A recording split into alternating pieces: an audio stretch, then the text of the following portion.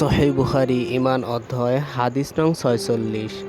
তলহা ইবনু Ubaidullah রাদিয়াল্লাহু তাআলা আনহু থেকে বর্ণিত, তিনি বলেন, জনৈক নাজদবাসী আল্লাহ রাসূল সাল্লাল্লাহু আলাইহি ওয়াসাল্লাম এর নিকট এলো। তার মাথার চুল ছিল এলোমেলো। আমরা তার কথার মৃদু আওয়াজ শুনতে পাচ্ছিলাম, কিন্তু সে কি বলছিল আমরা তা বুঝতে পারছিলাম না। এভাবে সে নিকটে এসে ইসলাম সম্পর্কে প্রশ্ন করতে লাগল। আল্লাহ রাসূল সাল্লাল্লাহু আলাইহি ওয়াসাল্লাম বললেন, দিন রাতে 5 ওয়াক্ত সালাত।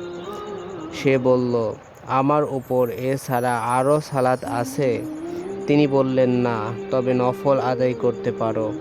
আল্লাহ রাসূল সাল্লাল্লাহু আলাইহি ওয়াসাল্লাম বললেন, আর রমজানের সওম? সে বলল, আমার উপর এছাড়া আরও সওম আছে? তিনি বললেন, না, তবে নফল আদায় করতে পারো।